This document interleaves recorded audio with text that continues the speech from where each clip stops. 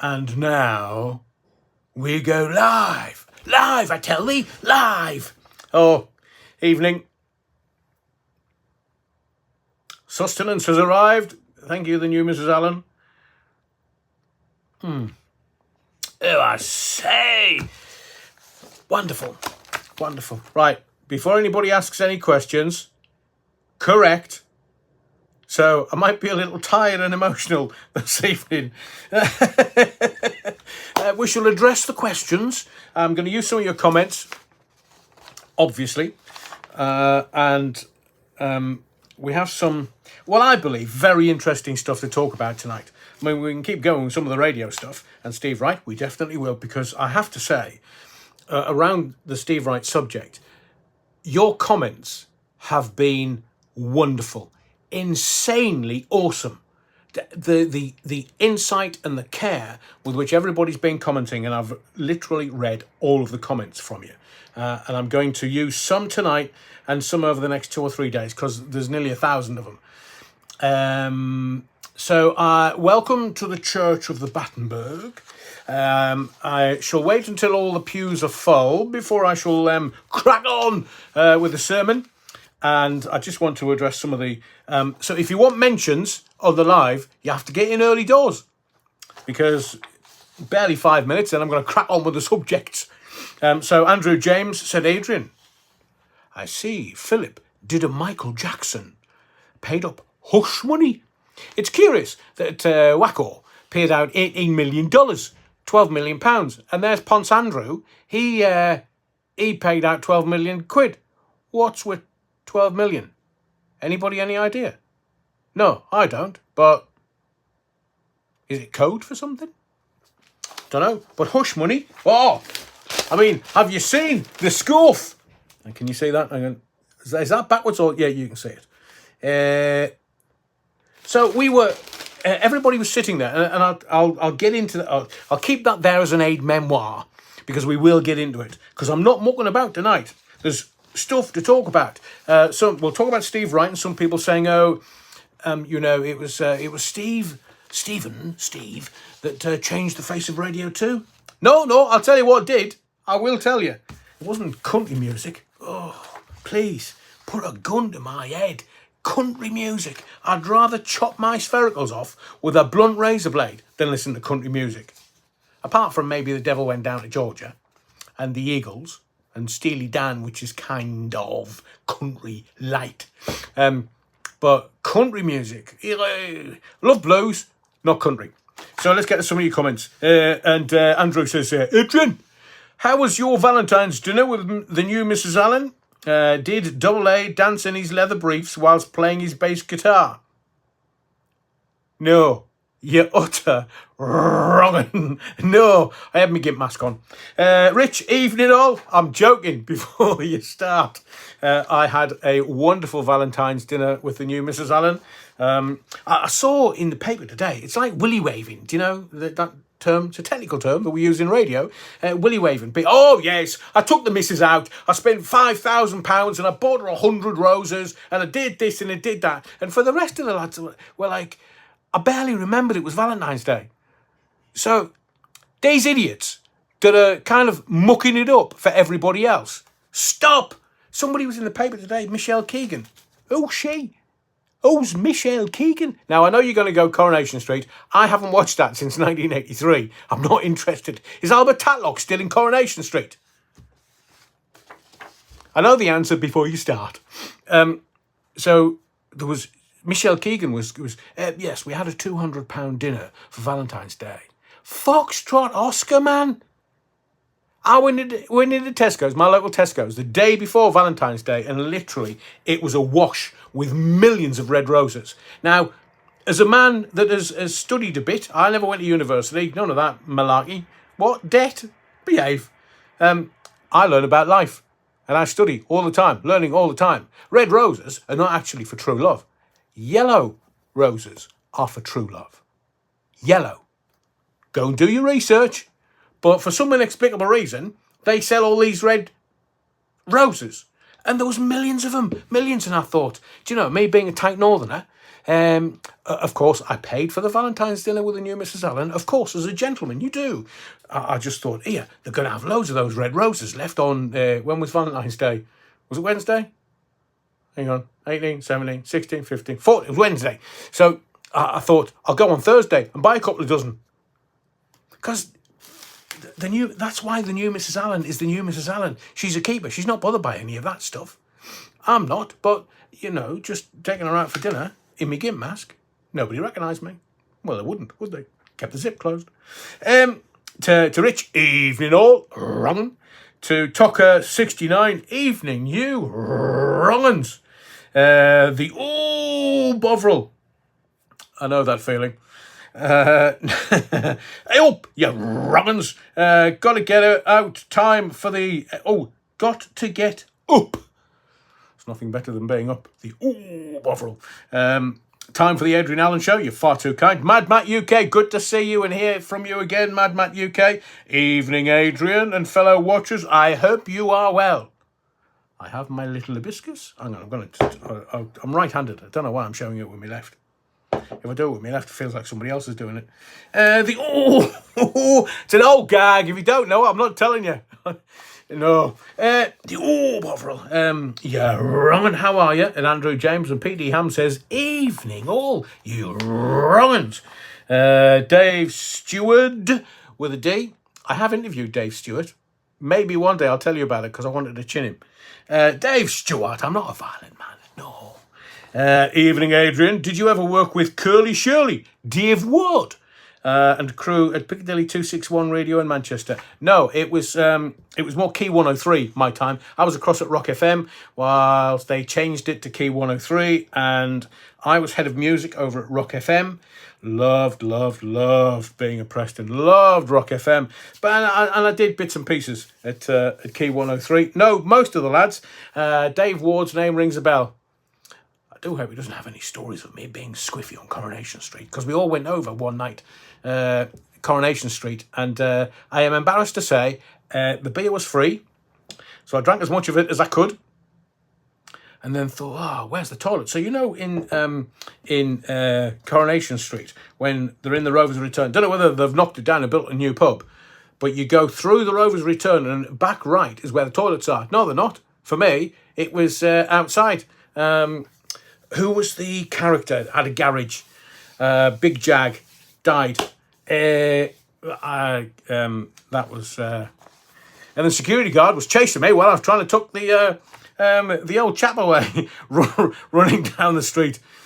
Adrian, it's not funny. Yes, it is. It's just trying to get away with it. As I keep telling the new Mrs. Allen. Just a daft lad getting away with it. To P.T. Ham again. So Dave Stewart, a lot of the lads will know me from Piccadilly 261, including James Stanage. Anybody know where Stanage is? I'm trying to trace him, and I've gone to Manchester Online and said, here, I'm an old mate, James Stanage, used to work with him. Can you pass this message on? And have they foxtrot? No, so I'm trying to, if anybody's in Manchester and know where Stanage is, probably in a pub, let them know I'm trying to contact him via X. Oh, that's so lovely. So Stanage is just technically one of the greatest radio presenters there's ever been. Just this, he kind of, if he was a different character, I would say Pirates of the Caribbean. I would say that Stanage was Johnny Depp, was all swashbuckling and didn't care and just said what came out of his mouth, and he was dangerous James Stanage. He was one-off. There'll never, ever be anybody like him again on the radio. Well, we'll get to more radio in just a little while. P.T. Ham, evening, Adrian. Yeah, wrongin'. Thank you, P.T. Ham, and the same to you. Rusty Mouse just found a space, sitting down in the pew. Evening, Rev. Oh, evening, Rusty Mouse. And if anybody's going, what are they calling you Reverend for, Adrian? Because I am. I bought it for, 120 quid. It was the Church of... I can't remember now. Hang on. I'll not think about it and it'll come back to me. So technically I can call myself a reverend, And technically, I can officiate at 1 wedding, 2 funerals. Or is it 2 weddings, 1 funeral? Stop it. It's not the title of a film. Yeah, wrongin'.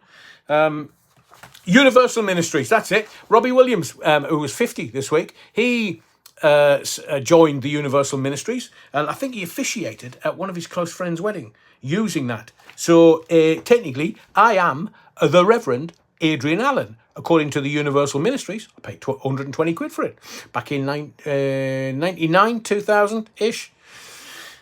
I've never used me 2 weddings, 1 funeral. But thank you, Rusty Mouse. To Rich. Thank you, Rich. Move along the pew, please.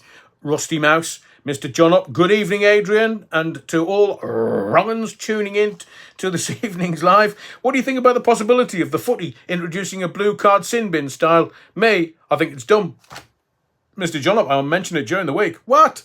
On one of me Rusty Rolex. Actually, it's called Rusty Bollocks because you can't say Rusty Bollocks. If you monetize this, I've got to say Rusty Rolex. I'm not going to tell you what the Rolex are, but they're a thing. And you can stroke them. Honest. What do I think about the blue card?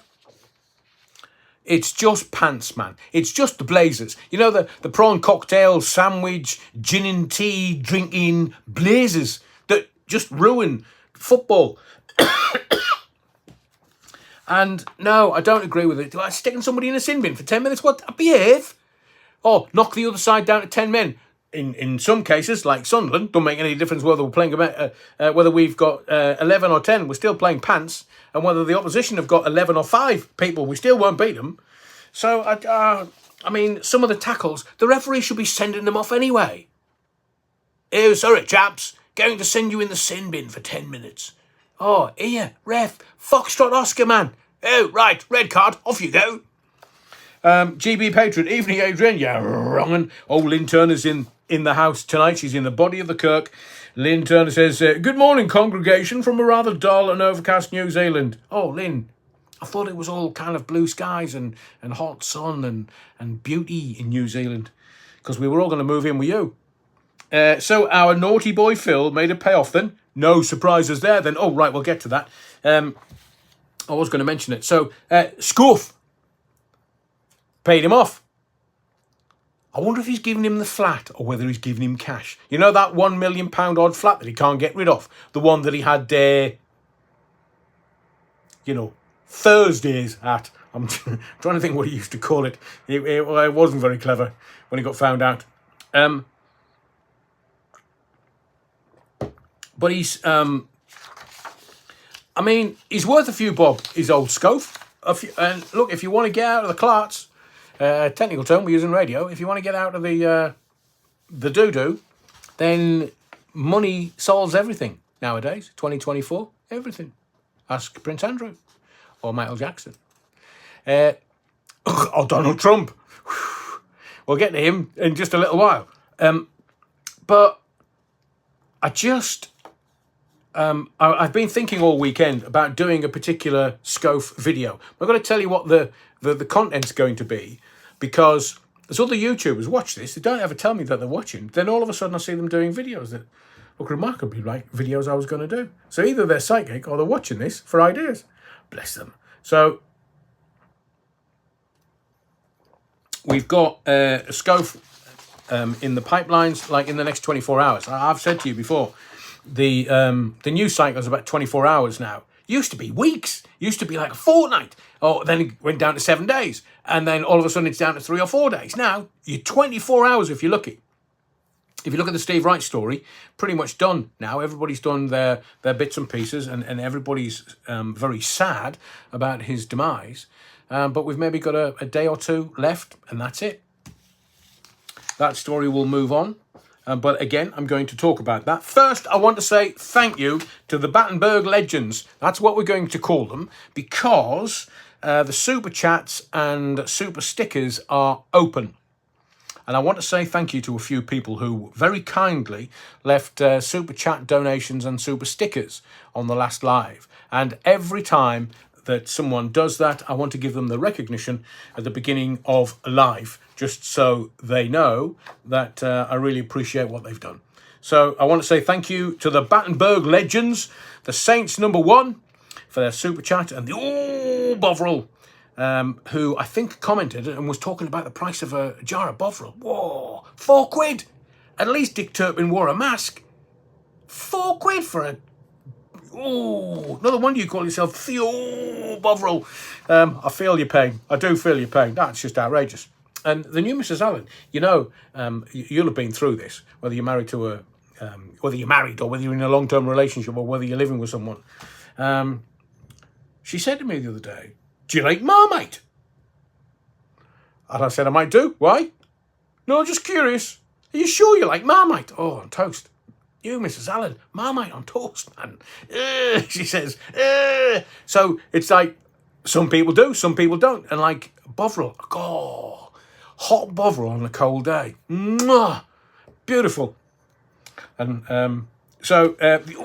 Bovril, I feel your pain at £4 a jar. Money grabbing bar stewards. To Rich, who said, "Have one on me, Aid." Rich, thank you very much for your very kind donation. Andy Sinsky, thank you very much, Andy. Do appreciate it. Jip Anderson, of course, thank you very much for your generosity. And Marcia Toms and Brian Ravenscroft. Apologies, Brian. Can't speak. Told you, been on the beer today. Brian Ravenscroft, super sticker, and Marcia Tom's super chat. Thank you, thank you, thank you. So if you like what I do with these lives, I can't monetize them. I've tried, don't work. I'd rather just not monetize them. And if you can and donate, I really would appreciate it. Either a super chat or a super sticker, and I will give you priority and give you a mention at the beginning of the live. So I've also got some news for you. Don't know whether you've seen Oppenheimer. Have you seen Oppenheimer? Have you seen Poor Things? Oh, Bovril. Thank you very much. Put that towards a jar of Bovril. Thank you. Bovril. I don't know whether you've seen Oppenheimer or Poor Things, but Cillian Murphy wins Best Actor BAFTA for Oppenheimer, and I'm absolutely sure he's a shoo-in for an Oscar. Emma Stone wins Best Female BAFTA for Poor Things, and having seen both films, fabulous, fabulous, fabulous performances. I mean, Cillian Murphy, just the art of the actor for me. And tell me in the comments that the art of the actor is believability. So you're watching them on screen and you believe they are that person that they're portraying. And looking at Cillian Murphy and then a picture of Oppenheimer, God blimey, don't half look similar. Thank you, Rich. Do appreciate it, sir. As I say, the next live on Wednesday, 21st of February. Everyone that donates either a super chat or a super sticker, I will give you priority right at the beginning of the live, and I will say thank you properly, because I'm on a roll here, and if I don't want to miss them, and I want to show my appreciation for everyone's generosity. So thank you, Rich. I want to mention Poor Things. I don't know whether you've seen it. Please tell me if you have, because possibly like you, I went to the cinema thinking, oh no, Poor Things, what's going on? Well, I mean, I don't know anything about it much. People are going, oh, that's a bit insane. So I got there, and I have to say, without any spoilers, because I don't want to do that for you, I just want to tell you that if you like the crash bang wallop kind of, low IQ movies, fill your boots. Fill your boots. But if you want something that's going to mess with this, with your noodle, and it's going to make you think, and it's going to make you look, oh, blimey, Lynn Turner, is it your very first super on a live stream? Wonderful. Thank you, Lynn. And as I say, at the beginning of all of the lives, I will say a proper thank you to you, because we're at a pace at the moment. But Lynn, thank you very much. So some people were going, it's a bit mad. It's a bit, but honestly, it is a film of such outstanding beauty. It's breathtaking. And Emma Stone, I've never seen, male or female, a better acting experience. And no wonder she's won Best Actor for Female. She'll win the Best Oscar for Female. It's very surreal, and it's very dark. Very dark. And quirky. I was watching this thinking, can I be honest with you? There's loads of shagging in it. Loads. Like loads. I'm so glad I didn't take the new Mrs. Allen to see it on Valentine's Day. It's not a Valentine's Day movie. It's how can I put this? The humpy bits are not gratuitous. They are in context and they are essential to the story. And Emma Stone is just insanely awesome. I mean, Willem Dafoe gets a mention because he kind of makes it, and the twists and turns. It's. I came out of the cinema thinking, what the bloody hell have I just seen? And then sat down with Mrs. Allen. We had a kind of debrief, and we got into the nuances, and we got into the scripting and the cameras, and it's just amazing.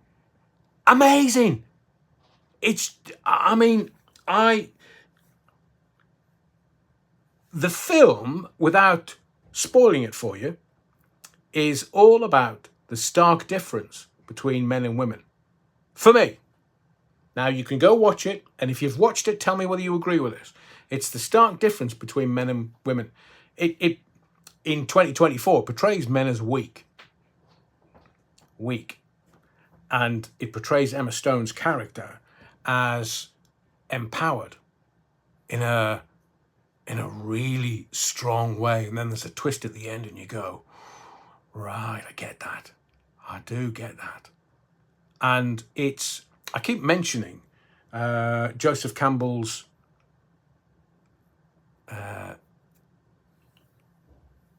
come on, Adrian. I forgot the title of his book. Joseph Campbell.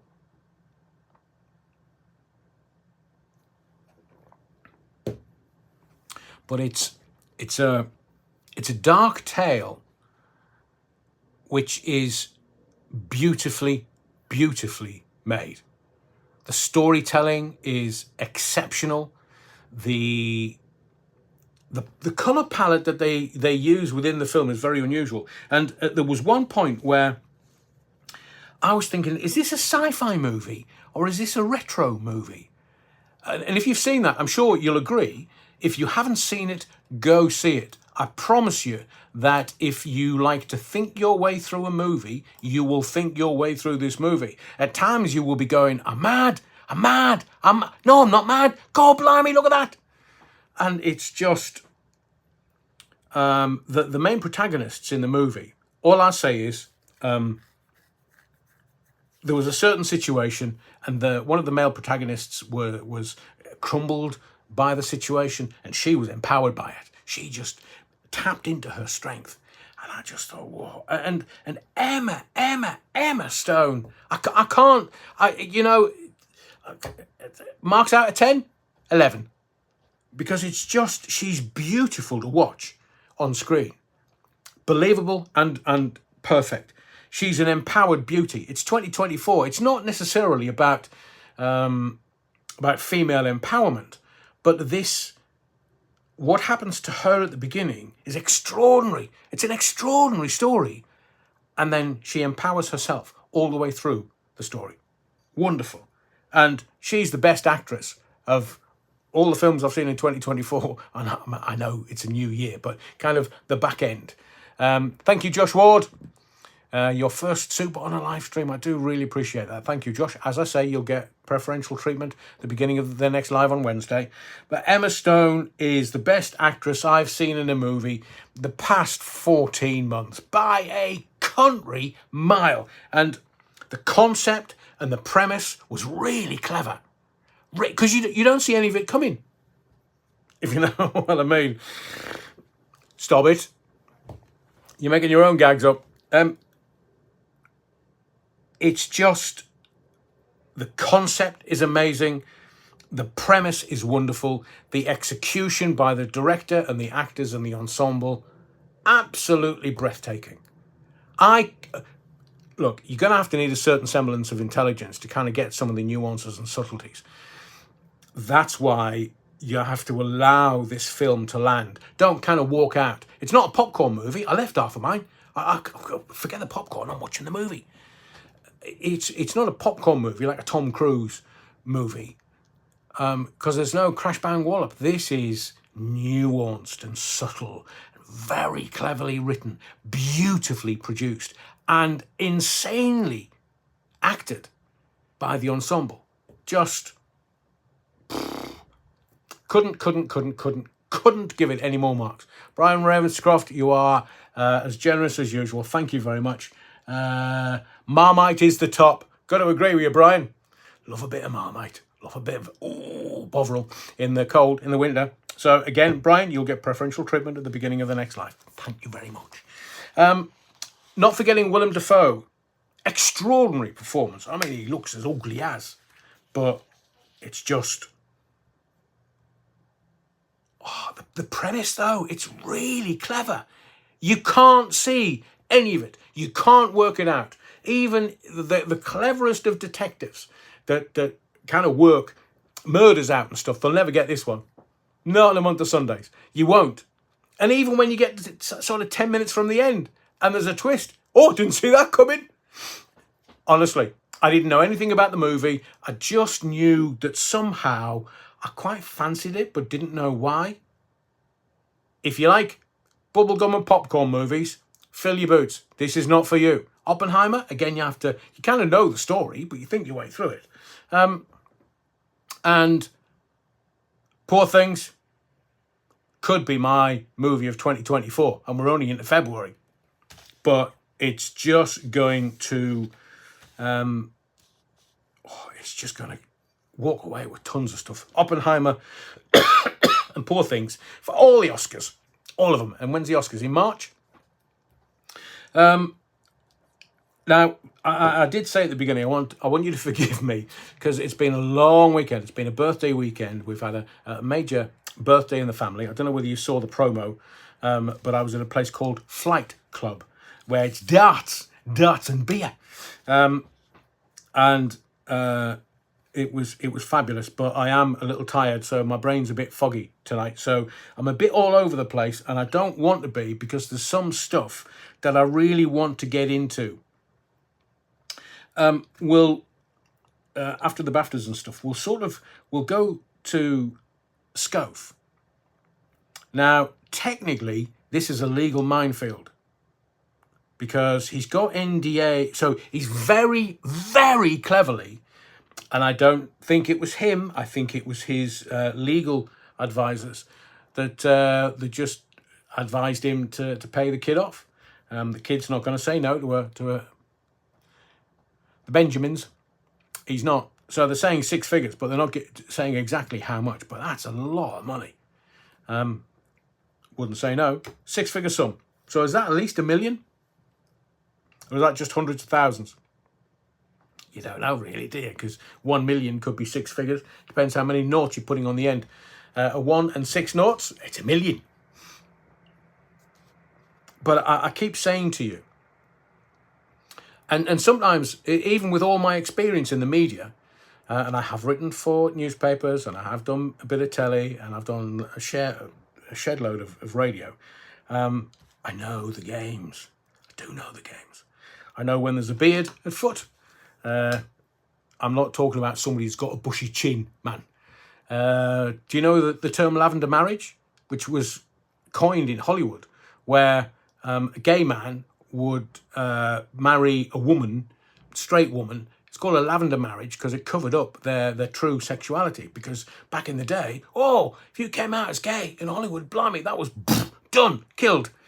Ken, man, your first super on a live stream. Ken, do appreciate your generosity. Thank you very much, Ken. And you'll get priority on Wednesday for mentions and thank yous.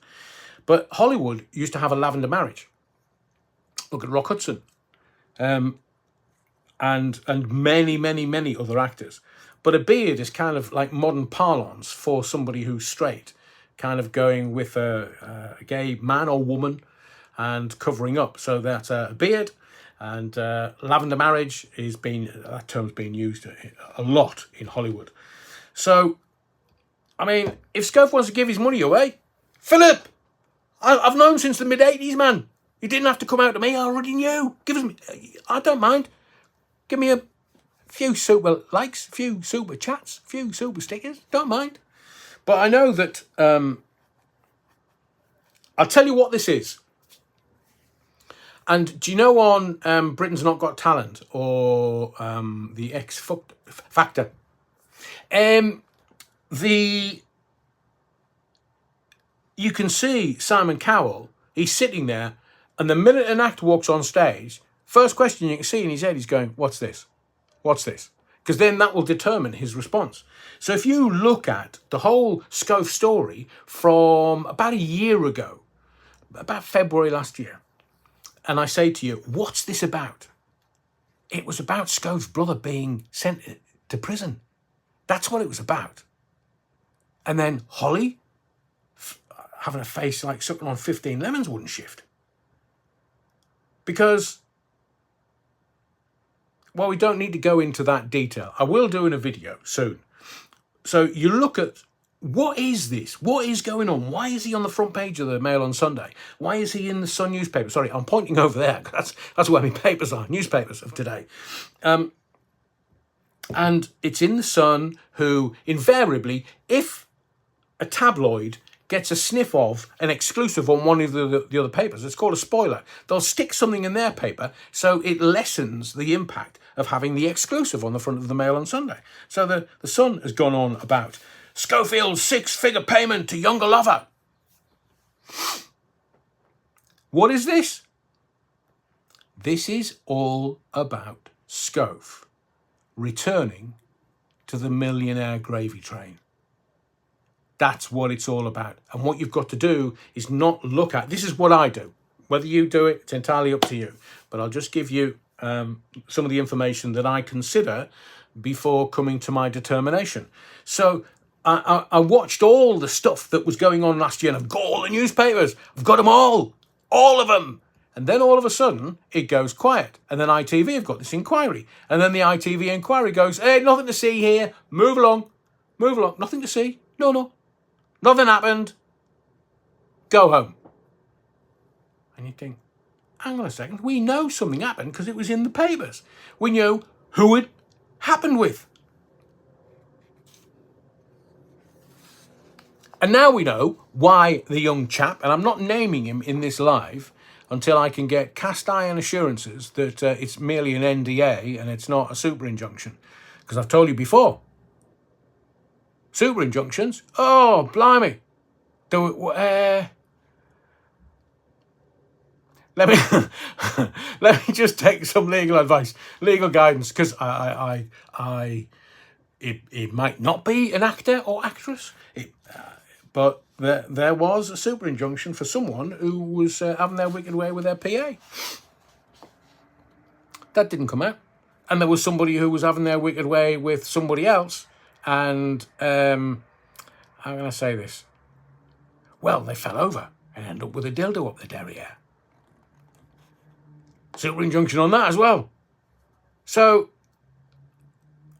I don't think this is a super injunction. I think it's an NDA. Not the NTAs, the National Television Awards. No, this is the National Dumb and Dummers Awards.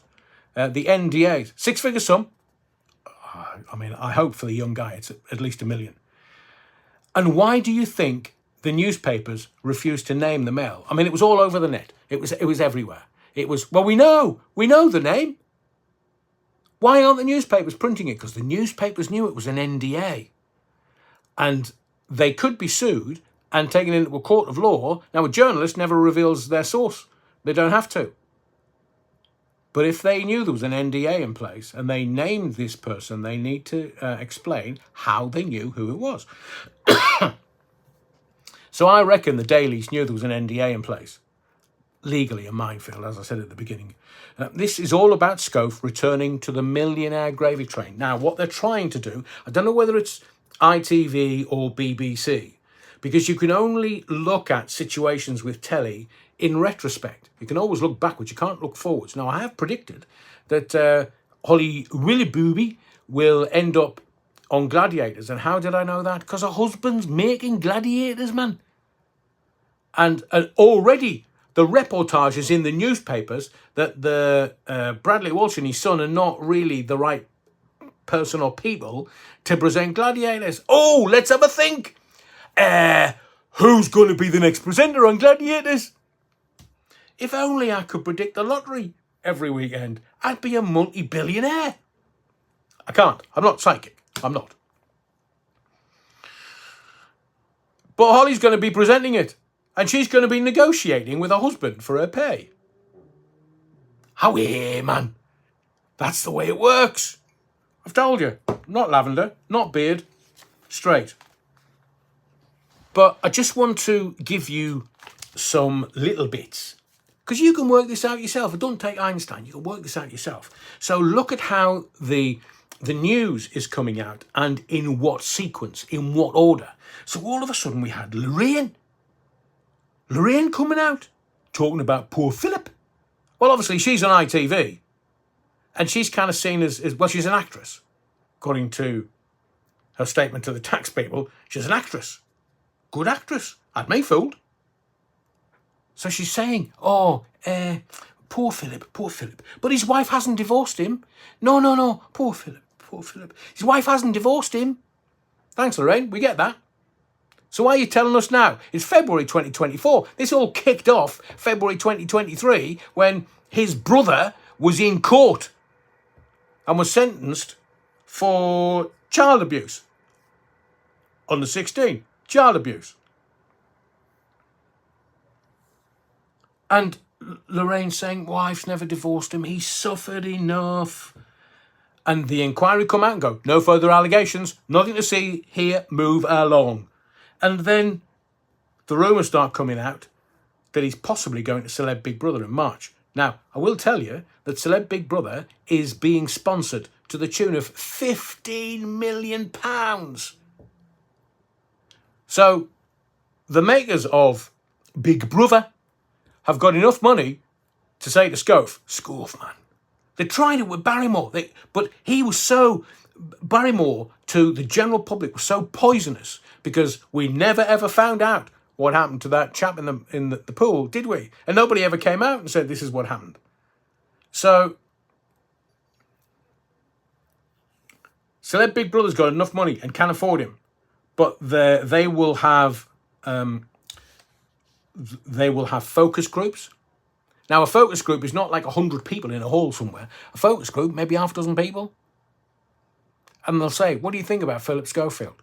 Could be ITV, could be BBC, could be a production company on behalf of anybody that's making Big Brother. Could be anybody. Could be Schof himself. And he could be behind the glass watching the focus group and watching all of the questions that are being asked.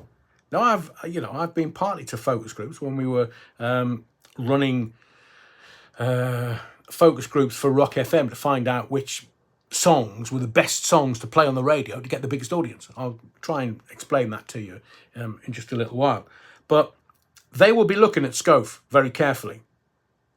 And if they believe that he's going to be a draw and controversy sells, they'll pay him, get him in. Because this, as I say, is all about Schof returning to the Millionaire Gravy Train telly. That's what this is all about. And you've got to watch how they place the stories very gently and very carefully in the mainstream media. So you'll pick it up and you'll kind of go, oh, he suffered enough. Oh, well, he's still with his wife. There's no further allegations and he admitted to it. So it's all done. Who are we to judge? Judge not lest ye be judged, says the big book. And that's what they're banking on. They're banking on the public going, oh, I used to enjoy him on This Morning. Let's have him back on TV.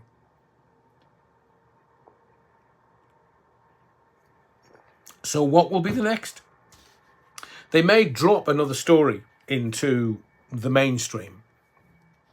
And if the papers as in the tabloids, the red tops, if they know that somebody is trying to get back into telly, and the red tops know that there's bigger stories hidden in the wardrobe, and nobody wants them out the wardrobe, nobody wants those skeletons out in public, then they'll just keep dropping stuff, or they'll just keep going back to the Schofield story and reminding you of what was included in the Schofield story. That's how they write them. They go, Schofield's 6-figure payment to young lover. And then they go into the story and they remind you of what the story was, about the timeline, how it worked on This Morning, and what happened, and what Scove said in his statements. So that's what they do. They just remind you of what's going on. Andrew says, did you like the new Gladiators AA? I did, actually. I did. I was going to try and get my mate Non Evans on. Non was a gladiator. I have put a bid, we call it a bid. I have put a bid in with Sharon Davies. She's not replied yet. To talk to her about, because she was a gladiator. And I met Jet in the Northeast. Her dad was the gardening expert on BBC Radio Cleveland. It possibly still might be, but this is 20 years ago when I was there. And Jet did some radio for a while. So, and I was at Buzz FM in Birmingham. I was running a radio station in Birmingham called Buzz FM.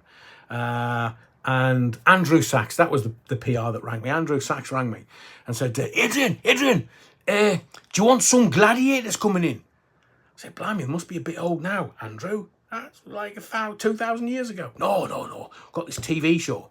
Have you seen the American version? I said, yes, I have. Do you want them in? I said, well, what are they going to say? Well, Gareth said, Non Evans, the Welsh female ex-rugby player. Yep, good friend of mine, Non. Very good friend. Very, very talented.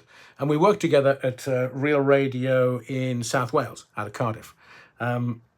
She's a fabulous woman. Fabulous. I mean, when we were there, I'm sure Non won't mind me saying this. When we were working at Real Radio, we used to have a proper giggle. Proper. And then she'd go like, oh, got to go. I'm going for a run. What? Yeah, I'm doing 6 miles today.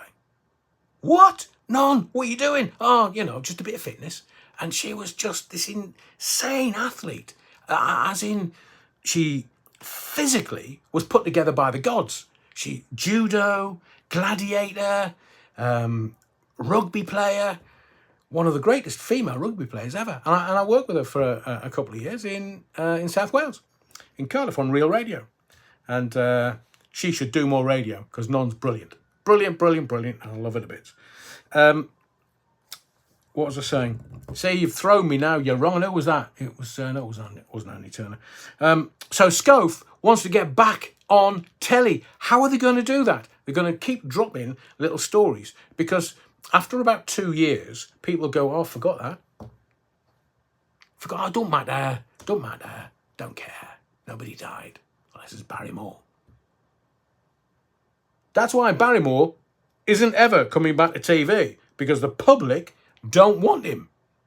Scove. Hang on. I need a biscuit.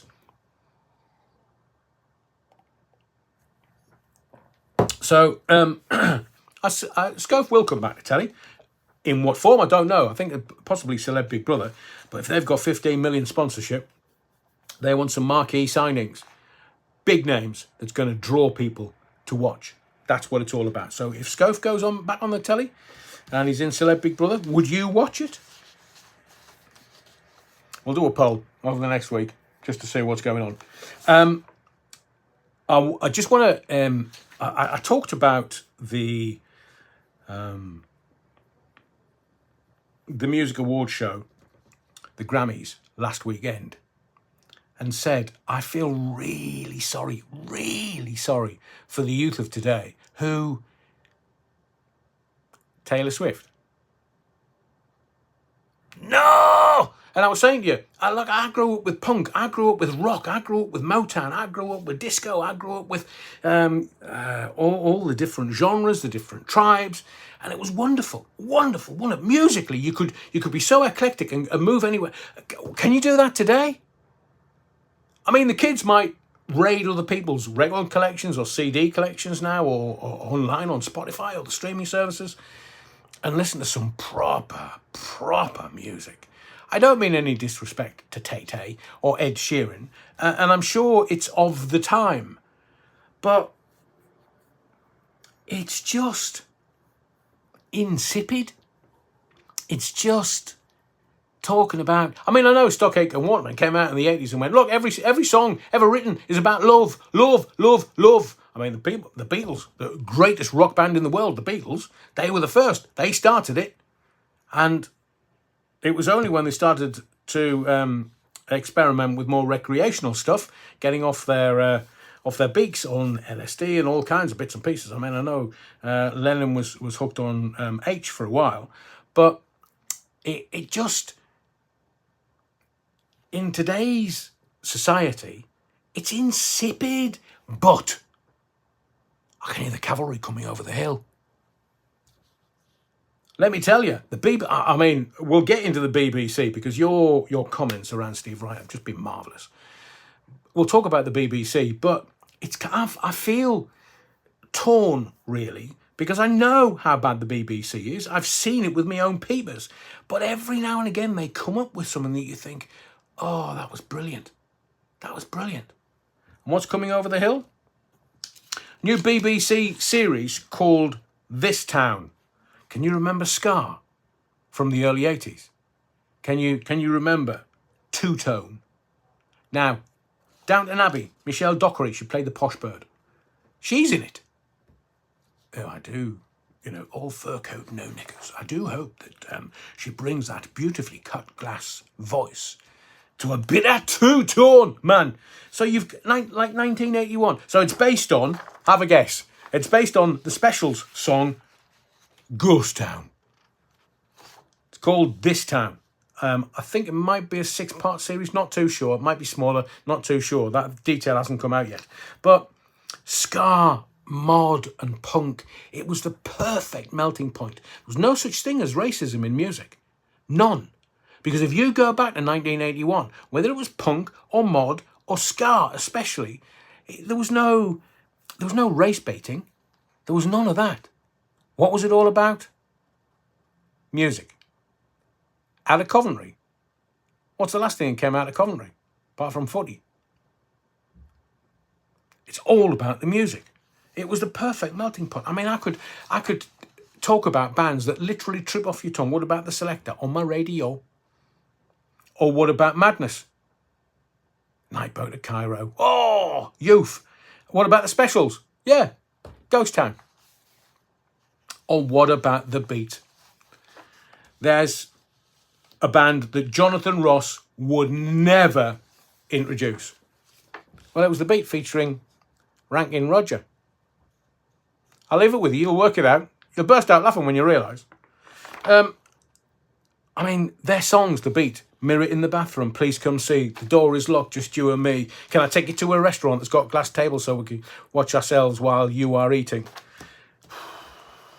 Don't write them like... Does Tay-Tay write them like that? Does Ed Sheeran write them like that? No. Ghost Town, on my radio. I mean, there was... Can you remember Secret Affair? Time for Action. All the guys in kind of two-tone, it was pork pie hats and smart suits. And very thin ties. Wonderful. I mean, I can't wait for it. I love all the music stuff because I lived through it. Have you been to see the Bob Marley film One Love yet? New Mrs. Allen has. Gave it a bit of a rave review. I haven't. But, I was... Every week, like my newspapers now, every week I would buy Sounds, Melody Maker, New Musical Express. I would buy them all and I would devour them like a sponge and read and read and read. So I was around as a young guy in 78, 79 when Marley was in his pomp. And just remember it like it was yesterday. And I am going to go and see One Love. But who said the Look? Oh, Wiggy Videos. What a band, The Look. I Am the Beat. Was that The Look? I Am the Beat. And then it was the Never Ending when you put the 7-inch on. I am the beat, beat, beat. Right in the run-out groove on vinyl. You're not going to get that on CD. You're not going to get that on Spotify. It was magical. It was wonderful and magical. Who said Dan Payne, Secret Affair? Time for Action. What a great song. I mean, if you look at the Specials and Madness and Selector and The Beat, I loved The Beat. I saw them live supporting the Police back in 1980 at Gateshead Stadium. Oh, loved them. Loved them. Who else are you saying? Bad Manners and the Specials. Beat a mix of the Specials and The Beat. Played in Cov when I was 15. And my dad's mate was the producer of the Specials, so was able to go backstage with the band. Oh, Dan Payne. What an honour. What an honour. This is the time. Brilliant. Bad Manners. Little up Fatty. You're wrong. I mean, Buster Blood Vessel must have had the biggest tongue in rock. Another wonder the women loved him. XTC. Making plans for Nigel. Though not being Scar, definitely the most underrated band ever, from Gareth Henshaw. Agree with you, Gareth. Agree with you. Now, musically, we can literally have these bands' names, their members, their songs trip off our tongues. And then you watch Tay-Tay at the Grammys. Well, I won't be disingenuous. I'll just say she's shite. She's no Dusty Springfield. I mean, you know, she's made more money than Dusty Springfield. She's made more money than a lot of the bands put together. That's fine. Now, you can't say she's a George Soros psyop. She might be. Where's the proof? So I just wanted to let you know about this this series that's coming out. And I literally can't wait. Just wonderful, wonderful, wonderful. It's called This Town, and it's all about two-tone. Oh, the joy. Dusty Springfield, I think I'm going back. Great song. Alan, Sam Smith, LMFAO. I'm with you, buddy. I looked at a picture of him with wearing a sofa yesterday. Remember that one? Maybe he's gone to work for DFS. The Selector. Yeah, great songs. Great songs. Now, I dotted between the genres because there was so much from sort of early 70s. You had Motown and Led Zeppelin, one of my favourite bands, as well as Earth, Wind and Fire, one of my favourite bands. My taste's very eclectic. Classical music, as a classically trained cellist. So, but a good song is a good song is a good song. Let me give you some insight into radio, and then we'll get to Radio 2. I was going to talk about Navalny and the Great Reset and what's going on, but I just want to sort of stay with this for a while. So, radio stations. When I was at Rock FM, it was only just coming in because two guys over at Key 103 who were running Key 103 were using focus groups, were using sort of intel to work out which songs were the best songs to play on the radio. Now, there were some songs that sounded fabulous on the radio, kind of American orientated rock or MOR, AOR, whatever you want to call it. This is cool, blimey, 93. So it's 30 years ago. And what Rock FM did was I went in there as head of music. So I was looking after all the music that was pumped out on the radio station. And it was made by computer because we wanted to make the playlist tighter. And this is why today, and some comments have said, oh, I tune into this radio station, it's the same 20 songs. Correct. Because they will research with the audience those 20 songs and they'll play them. And the art is getting as big an audience as possible. And if your favourite song is coming on every 2 or 3 hours, and that's a really tight rotation, as they call it in radio, then people love it. You have to remember that people are not listening the way that they used to listen. They're not listening all day and or all night. They're not listening for an hour a day at all, which is why they can research the songs. And I'm trying to think... Waiting for a Star to Fall. Can't remember the band. But in radio, it was known to be a great song. So we researched it through our focus groups at Rock FM. And the audience didn't like it. And we couldn't understand it. Because it's a great radio song. Or so we thought. No, Audience didn't like it. Our audience at Rock FM did not want it played, so we never played it. Hang on. Adrian, as a DJ, what do you think of the introduction of video clips for singles? At the time, it seemed that MTV was going to be the end of radio. Rich, interesting point. The single is the single. As I say, a good song is a good song is a good song. And the audience will tell you whether they like that good song. There was a song by the Beautiful South that was an album track. And I can't remember why we decided we were going to play it. But it was a cover version. And it came back as the top performing song in the focus groups. The focus groups loved it. And we were sitting there going, how are we going to play this? Well, let's play it for a week. Let's put it on the playlist for a week and see how it goes. Boy Meets Girl. Thank you very much. Thank you very, very much, Peter. Boy Meets Girl, Waiting for a Star to Fall. We thought that was a great radio song. It sounds fabulous on the radio. Audience didn't like it. The audience hated it. So this Beautiful South song, which was an album version, and we couldn't work out how the audience knew it. I think it was a cover version. And we played it for a week. Boom! It went up. It was the best performing songs. And the audience of a radio station doesn't get into a song until 8 or 10 weeks in on a playlist. This was 30 years ago, and I'm sure it stands as true today as it did then. And the audience will listen and they'll go, oh, I quite like that. So they'll just potter around at home or at work or in the van or in the car, and it'll come on and they'll kind of either whistle along to it that they will engage with it. But it takes them 8 to 10 weeks. It's not going to happen in a week. Never. I agree. Squeeze, some fabulous songs. Jethro Tull, nice. Caravan of Love. No, it wasn't. Not Beautiful South. Was that? That was House Martins, not Beautiful South. Everyone's talking. That might be it, Gareth. That might be the cover version that they did. I'll have to go and do some research. But it was back in 93, 94. I went back to Rock FM. I was there in 1990 and went back in 93 as head of music and mid-mornings. And we used to use focus groups. And we used them all the time. It takes a long while to be able to play the hits, gold, as it's termed or used to be termed. But the modern day playlist, it's done by instinct. And you can play it down the phone and the focus groups will kind of go,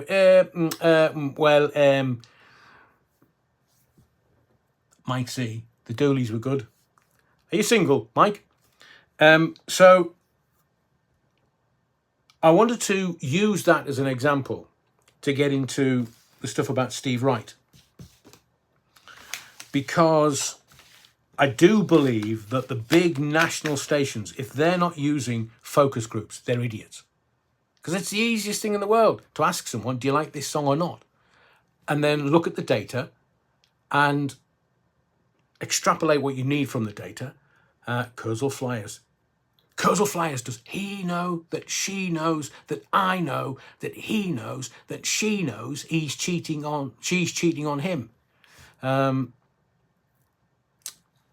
Who's that? Alistair Nichol. Hi, Adrian. What are your thoughts on radio stations networking? I believe it's taken a lot of the station's listener relationship away. I still believe there is a need for locally staffed radio. I agree with you. The sad truth is, and I will get to radio too, because it's imperative that we do. I will say to you that radio is a very intimate medium. You can watch telly and you can be engaged by stuff. I mean, I'm looking forward to this week, the Downton Abbey's coming out with a new series. Much excitement in the house. But telly isn't as engaging intimately as radio, because music solicits emotion. Whether it's love songs, as the show that Steve Wright did on a Sunday. I did Pillow Talk on Rock FM. I did, what was the Peaceful Hour on Radio City in Liverpool. And late at night, as well as then I went on to do phone-ins and stuff. But the musical relationship with your audience at night is very intimate. Very. So you can't have somebody with a whiny voice on there. You can't. You've got to have somebody who is going to relax your audience and maybe put them into make them comatose. But that's why we use focus groups. And let's get to Radio 2. As I said at the beginning of the live, I may dance around a little bit. So I think it's been quite shocking this week. And again, thank you for all your comments. Some of them are telling wonderful stories about what Steve Wright meant to you. And I haven't, because I've been out most of the day and yesterday for the birthday weekend, I haven't been able to get those comments together to use them on this live or put a video together. But what I am going to do over the next couple of days is just make these videos with some of these wonderful comments, very insightful comments. And it's been shocking to people because it was unexpected. And I think even though there was a possibility that Steve was going to get another show or shows or something else on the BBC, he was still doing this one show a week. And he was, somebody mentioned earlier that he was doing the narrating, the scripting and the narrating for Top of the Pops. But I would like to repeat, I haven't come up with this, but I just want to repeat a quote which I think beautifully encapsulates this whole week, because it's quite shocking. It's like a friend's gone. Someone said he's off air and left the studio unexpectedly, which I think is beautiful. I don't know whether it's because it has resonance with me, having worked in radio for 40 years, but where there's a lot of hand-wringing going on at the BBC. Where is the humour in it all? Because Steve Wright was a humorist. That was his connection. That was his emotional currency, if you wish. Where's the humour? I mean, he was a humble guy, very humble guy, but just knew his radio instinctually. This is not something that you can learn. It's not something that you can get in a book or a course somewhere. Loads of people run courses on radio. I mean, I could offer my take on some of it, and I've said many times since the beginning of this channel, if anybody wants a helping hand with a bit of knowledge or a bit of technique or tools, then I'm more than happy to help you. Dan Payne's asking how Steve Wright died. It was unexpected, and it's been referred to the coroner. It's not being released as Rich says. Interestingly, all this week I've tried to do some research on his wife, Cindy. Couldn't find her. Couldn't find anything. Spent hours and hours and hours doing research. And he was married to her for quite a while. Met her at, 210 in Reading, where he and Mike Reed started. And couldn't find anything. And then I found out today, because it's only just been released today, that Steve Wright's wife, Cindy, died in July 2020. A coroner ruled the death non-suspicious, but said there was not enough evidence to establish the cause. And if you can read between the lines, you know what that's saying. I'll say it again. Wife Cindy, Steve Wright's wife Cindy, died in July 2020. A coroner ruled death non-suspicious, but said there was not enough evidence to establish the cause. Now, I'm going to do a bit more research around Steve, and I'm going to do another video in the morning. My first video in the morning is going to be about something that I discovered earlier, and I don't just want to offer it on the live when I'm tired. I want to make sure that I am respectful, and I want to make sure that it's accurate, and I want to make sure that the source that I have is impeccable. Somebody's just said P.T. Ham, broken heart. Possibly, but I do believe that Steve loved his wife Cindy beyond measure, and she passed in 2020. I understand whether this is true or not, or whether this is the BBC covering its backside. that they were going to offer Steve a new show. And I think these new radio stations, Radio 1, Radio 2, Radio 3, or however many they're going to make, was going to be his new home. Yeah, as Rich says, broken heart isn't a medical condition. So it has to go to, someone asked the question, it has to go to the coroner for the coroner to determine the mode of death, to make sure that there's no foul play included. I'm sure there wasn't. And I'm sure that they will come to a determination, a bit like his wife Cindy. Non-suspicious, but said there was not enough evidence to establish the cause. So possibly an open verdict. Now, let's kind of rewind a little bit. I'll keep going for another 10 minutes or so. And somebody, I think it was Jeremy Vine, said the other day that, oh, it was Steve that changed the face of Radio 2. There is an element of that, I agree.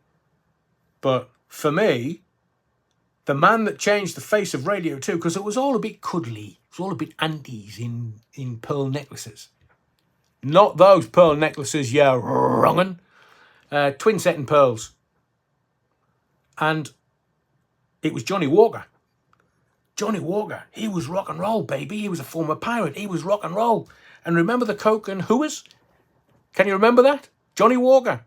His story. That one event changed the face of Radio 2 because he stayed for a little while after that.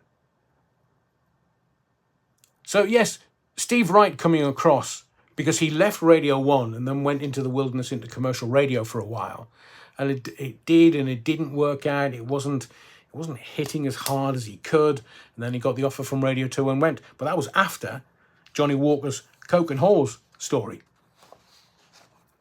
Now, I was looking at, as I say, all week, I was trying to find, and I was trying to do my research, and there was nowhere was there a mention of Cindy, his wife, Cindy Robinson. And I believe that's what broke his heart. I'm sure he was very well aware of Cindy's passing in July 2020, which is not that long ago. It's kind of right at the beginning of the lockdowns and jibber jabber. Now, Steve's public persona was very different to the private, humble man, as is the way with a lot of radio stations. Look, how many people do you know that would love to go into a room and talk to themselves for 3 hours and then leave and get paid for it? It's almost the path of madness. But that's what Alan and I agree. Kenny Everett's jingles were fabulous. Kenny Big Hands, Brotherly Love, Jip Atkinson. Oh, what a wonderful memory. I'm not going to sing. Don't worry, I'm not going to sing. So Steve Wright was talking to himself and on some to some of his guests. But do you know something? Most radio presenters or DJs, broadcasters, however you want to term them, can't play the music that they love. They can't, because the computers are choosing it now. Computers are telling you that's what you play next. And do you know a lot of radio stations, some of the systems, it's literally a big green button that says next, poof, next, poof, next. There you go, next again, next again. Some radio stations, GWR back in the day, you literally couldn't say anything that you wanted to say. You were told what to say and how to say it. But I've said to you before, broadcasters, that's not what we do. We engage with the listener, and that's what Steve Wright did. But Steve Wright did radio that he loved. Steve Wright produced, presented, and broadcast radio that he loved. He would love to have been at home listening to the Zoo format, because that's what he did when he went to America. He was listening to Rick D's, Kiss FM, LA. Noel Edmonds. I agree. Andy Turner. So, a couple of hours of an afternoon talking to himself. He would go in at 9 o'clock and go home at 5:30. That was his day, Monday to Friday.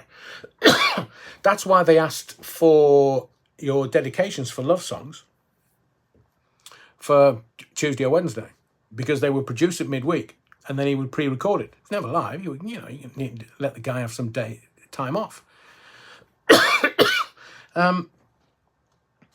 What happened to, the Jacobite says, what happened to Noel? He's living in New Zealand. Saw a picture of him the other day. Yesterday, I think. And I thought, is that Noel Edmonds? Has he had a facelift? Now, he might not have done, but I looked at him going, how old are you, Noel? He must be 80 now. He must be 70s. He's way older than Steve Wright was. But he lives in New Zealand. Would he come back? I very much doubt it. He's just seeing his day out. So Steve Wright on Radio 2, I've said before, go woke, go broke. People are voting with their feet. They've had enough. Your comments are brutal. They're straight talking. And I would hate to be a manager on Radio 2, because loads of them. Loads of them. Head of pens, head of pencils, loads of them. Steve was a national treasure. And also Steve Allen. Somebody in one of the comments said, where's Steve Allen now? I will try and get to that very quickly. So let me just make sure I've got the right pieces of paper with me with my notes on. Yeah, we'll just go to your comments. Very quickly, before I go to comments about Steve Wright, I want to tell you something. And somebody weeks ago asked me about what do we do in all of this, Adrian? What do we do? What can we do? Listen, there's hope. Because the Great Reset isn't the Great Reset. It's now the Great Awakening. We have farmers in Britain and in Spain and Germany and France, some in Italy. They're all kicking off. Everybody's starting to wake up. This is not going to stop. You can't put this particular genie back in the bottle. So the Great Reset has become the Great Awakening. Keep speaking up. Keep resisting, because that's all you can do. What, you're going to eat crickets? Behave. Just tell them, here, mate, foxtrot, Oscar. I'm not interested. I'm going for a steak. Up yours. What was the... That was the Agincourt salute from the archers who were telling the French, ha ha ha ha, I can still pull bow back, up yours. Doesn't mean what you think it means. Agincourt, we didn't lose. So the Great Reset has become the Great Awakening. Keep speaking up. Keep resisting. I'll tell you this, politics has become too corrupt. We've literally seen right through it. We know what their game is now. We know how they're doing it. Keep waking up. Religion is corrupt, but it always has been. But even now, after all the stuff the Catholic Church has done the last 50 years, we've seen through it. We've woken up. And what about war? Now, war's profitable. Look at how many billions Zelensky's had go through his grubby little mitts. Have you seen him dancing? Is that straight, man? He's had billions and billions and billions go through his hands. War is profitable. But now we need a leader that doesn't need war to make money. That's why America's eating itself, because they don't want somebody who's not going to allow the deep state to make war and have it miles, thousands of miles away from America. Because I'm telling you, America is as close to a civil war as it's ever going to get, because the polls are saying, oh, Joe Biden's running neck and neck with Donald Trump. Had a win, shite, man. He can barely speak, that man, and they want him to run for a second term. I tell you, Barack wants him to run for a second term because Barack's been running the country for the last 2 or 3, 4 years nearly. And he's not even president. So the deep state want to keep flogging the armaments, the arms, because they'll make money. They want a forever war. They want a war somewhere in the world. They want a forever war. And Donald Trump, he's going to get back into the White House, and he's proven this in his first term. No war. No war. And now they will stop him however much it takes. They will stop him. They won't allow him that in power as president. That's why they're kicking off every which way. They're lying to us. Oh, he's running neck and neck with a man that can't speak, that has to have a bit of Colombian on his cornflakes in the morning just to get him up marching. Behave. The mainstream press has been lying to you for the last 4 years, and now you're starting to believe them again? Are you right in the noggin? I keep telling you, they lie consistently. The only thing they never get wrong is the price on the front of the newspaper. America's eating itself. The alphabet agencies are now transparent. CIA is getting a proper kicking. And I tell you, if this doesn't go the way of truth and honesty and transparency in November, the world's going to kick off.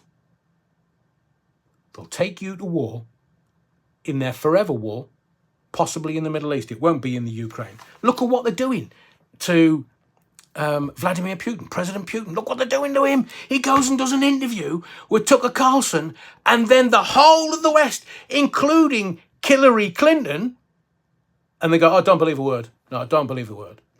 He's lying. He's lying." And now they're saying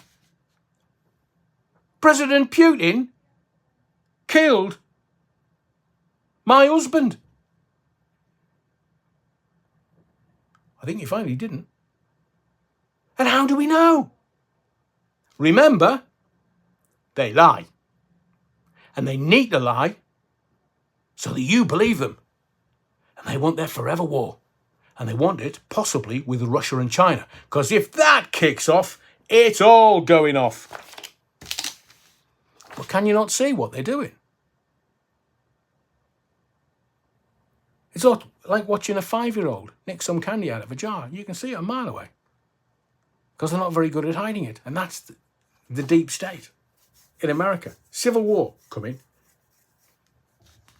And I believe that the Donald recognises that. So it's a death match. It's a death match between Trump and his supporters and Biden and his supporters. But Biden is closer to death than anybody else. Falling asleep in press conferences. God, blimey. Let me get to some Radio 2 stuff. I'll keep going for a little while because there's lots and lots and lots to talk about. From Nice Mansa. Adrian, the fall in listeners is down to the number of factors, not just some poor presenting choices, though Simon Mayo leaving was a joy, as he's one of the worst broadcasters ever on radio. Blimey, Nick Manser.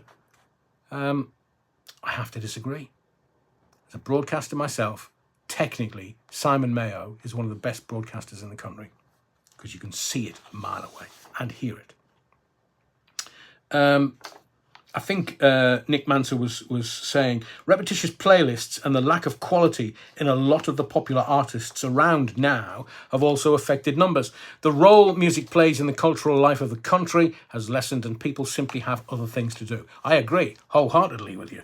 All these have an effect on listening numbers too. Oh, and my favourite radio station in BBC, GMR. Great Manchester Radio, my local radio station. It is a good BBC.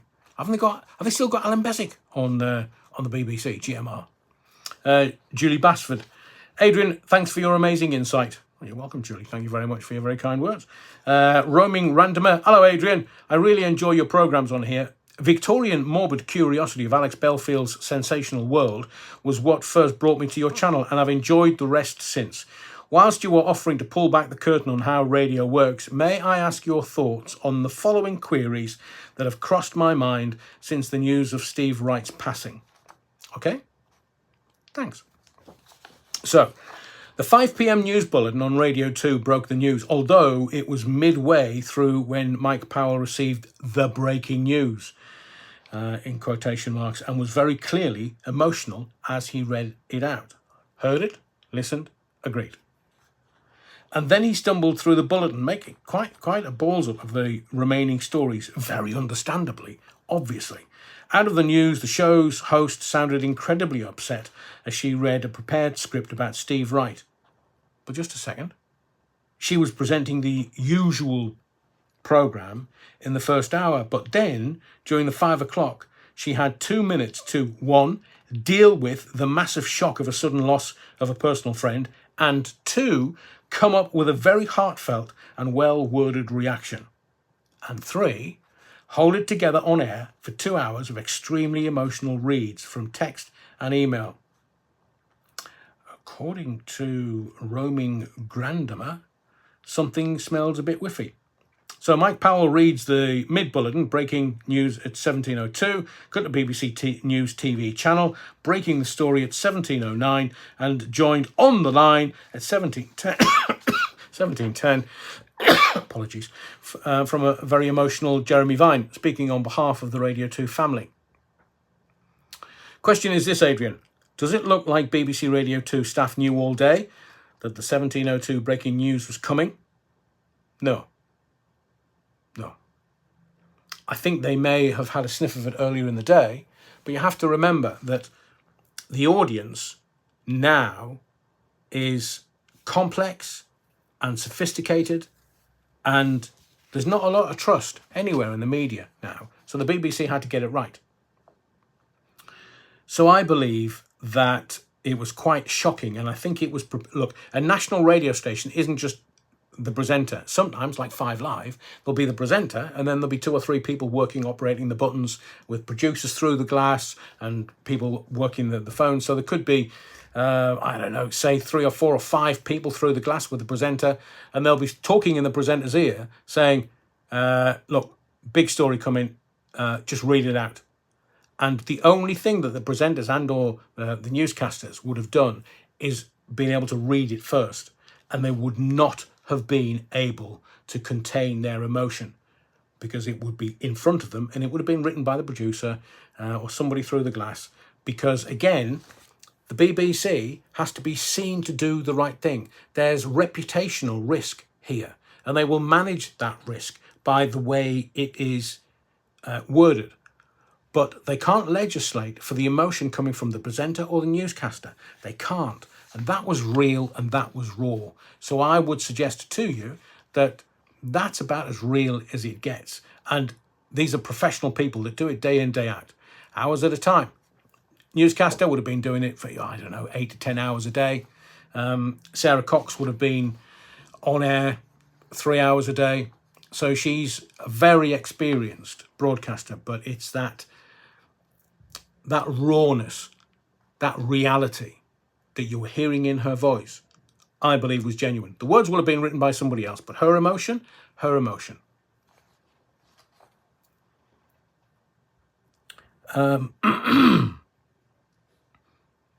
That seems reasonable, Adrian, and an Oscar could go to Sarah Cox for her performance in the first hour.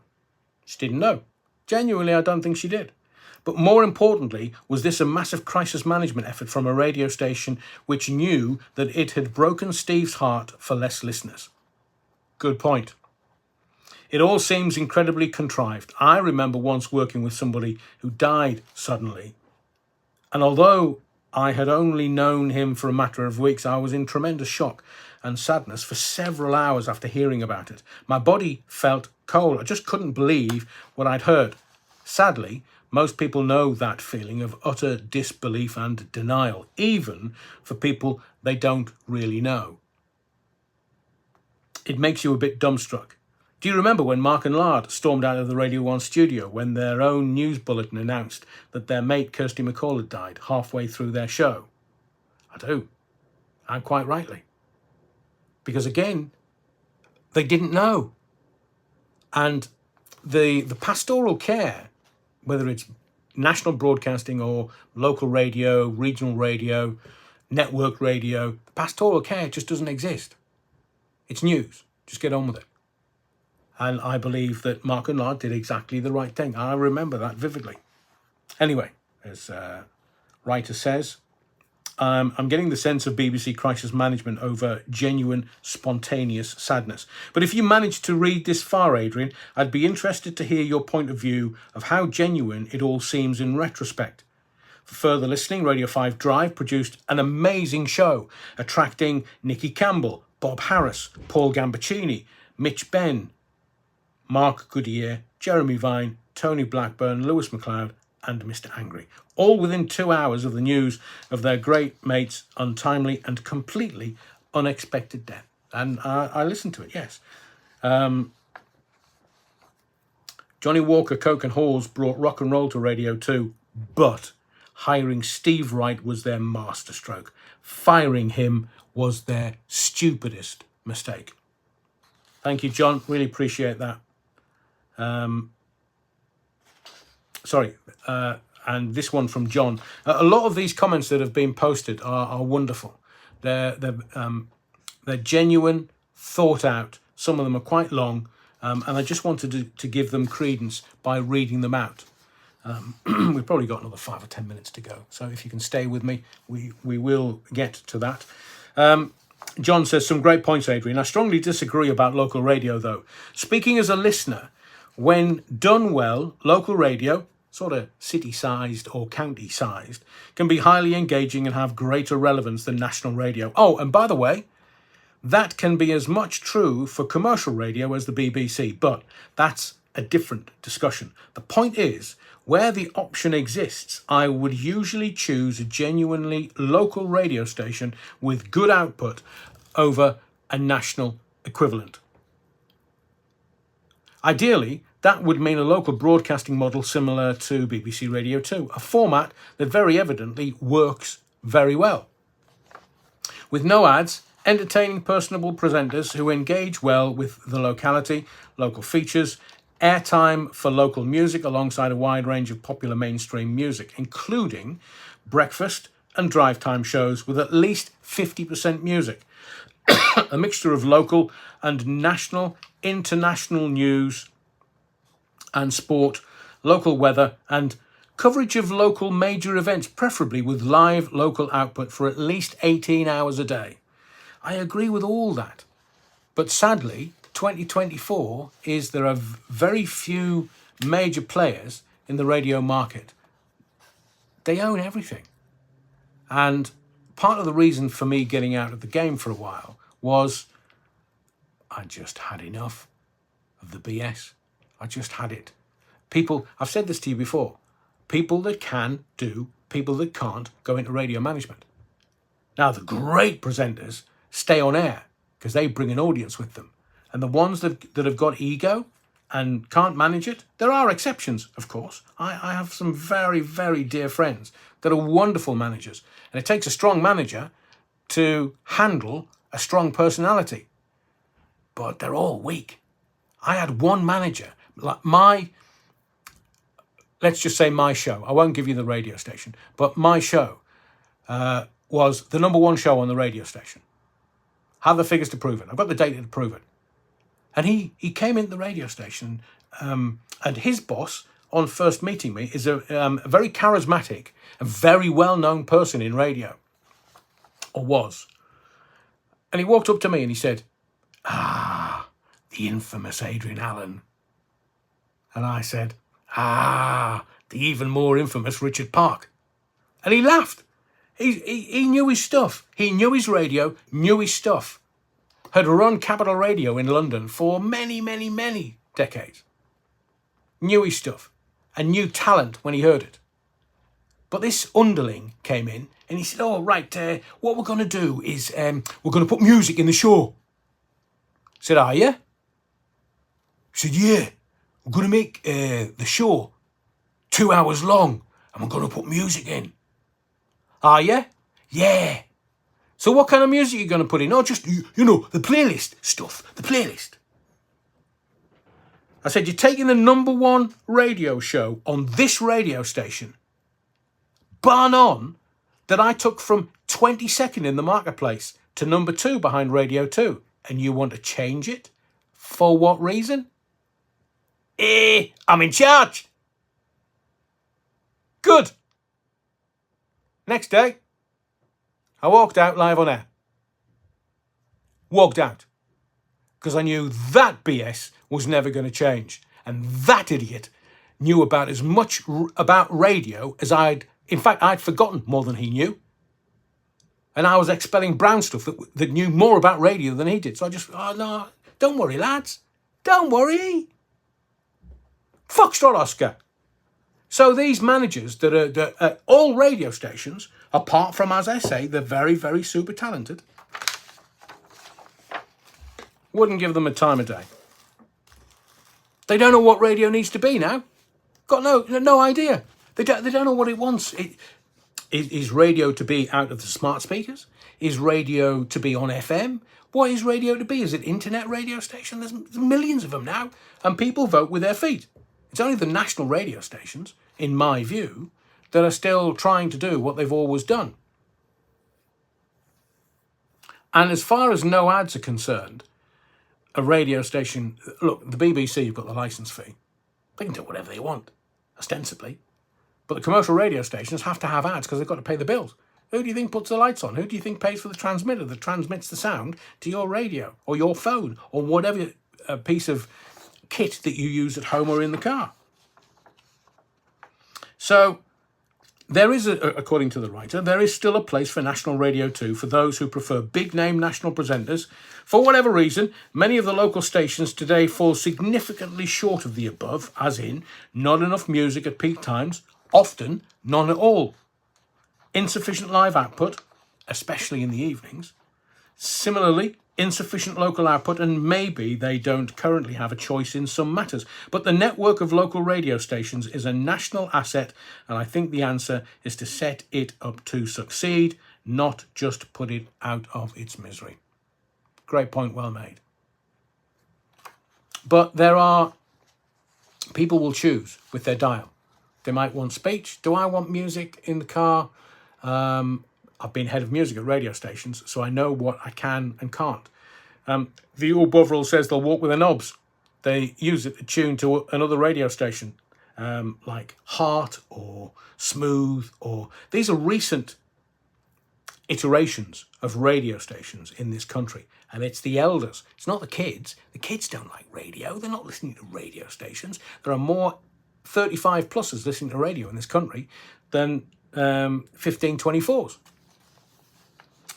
That's demographics. Sorry to bamboozle you. We'll maybe get into demographics at some future live. James M has very strong feelings. He says, Adrian, I hate Scott Mills and Steve should have kept his slot. However, the reason commercial radio play all the same brown stuff is because they're all chasing the same audience figures. So boring. The BBC can try new stuff, be innovative and interesting, unlike commercial radio.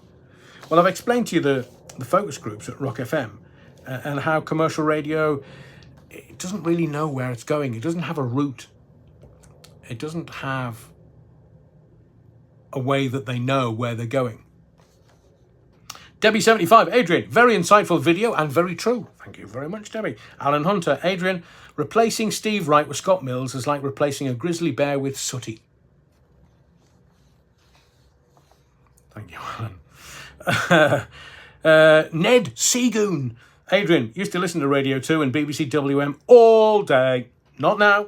It's GHR until I get tired of their repetitive playlist. And Radio X. BBC have totally lost the plot. As a 47-year-old man, I'm BBC homeless. I've said this before. The 45 plussers, they're all voting with their feet. I think I'm going to leave it there. I've talked for quite a while tonight, and I did say I was very tired. I was only going to do sort of an hour. But I will tell you this. I've got, in fact, hang on a second. Hold the horses.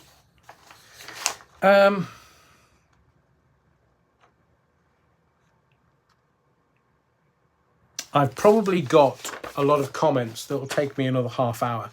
I would rather give that fresh energy because I have a story that is breathtaking. Real story, BBC story, and I know the author. And I want to give that my time, attention, and focus. So I will present that to you tomorrow in the morning because I've got it written down. I just have to contact the author, who is a friend, and interestingly, some of the old radio boys that I've worked with in the past, some very talented people are starting to get in touch saying, God blimey, Adrian, that's where you are. And they've offered help and support with the channel. So that's very kind of them. And hopefully we'll be able to tell more stories, because what I want with the channel is I want to be able to express and to tell your stories. Not only about me. I'm just a presenter, but I want to tell your stories because we can empower people by sharing your stories. There is an email. If it is about the on-air stuff, then please get in touch with me. joustingarena@gmail.com. I want to tell your story, whether it's through an interview or whether it's through me reading it out, because stories make it.